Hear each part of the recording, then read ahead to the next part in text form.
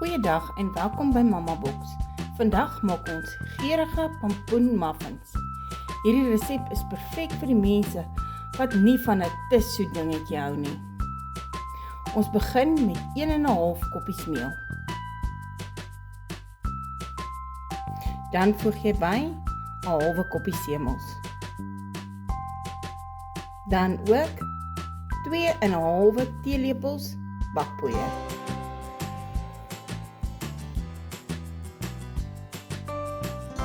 'n halwe teelepel kaneel, 'n halwe teelepel gemaalde naaltjies, 'n halwe teelepel neut, 'n halwe teelepel gemmer en 'n halwe teelepel sout.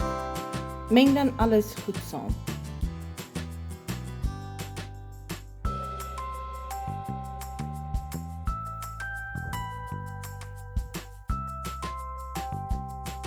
In 'n aparte mengbak voeg 2 eiers.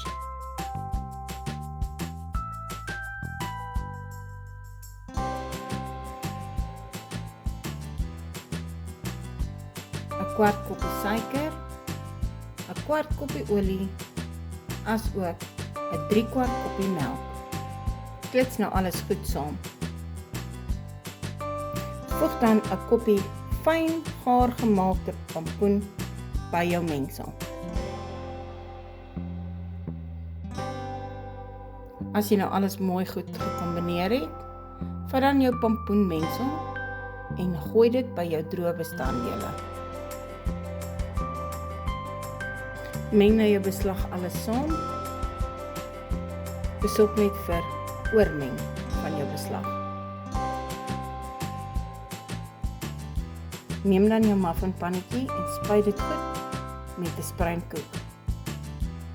Skep dan jou beslag in jou muffinpannetjies.